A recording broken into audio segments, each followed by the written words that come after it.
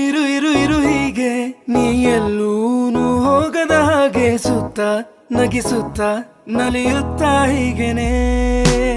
ಬದುಕಿನ ಗತಿಯಲ್ಲಿ ತಿರುವೊಂದು ನಾ ಕಂಡಿರುವಾಗ ಇದ್ದು ಎದುರಿದ್ದು ಹಗ್ಮಾಡು ಸುಮ್ಮನೆ ಮತ್ತೆ ಆಗಿರುವೆ ಮುಖಾಮುಖಿ ಇದರರ್ಥ ಋಣವಿನ್ನು ಬಾಕಿ ಇನ್ಮುಂದೆ ಹಿಂದಿನ ದಿನಚರಿ ಇನ್ನೆಲ್ಲ ಖಂಡ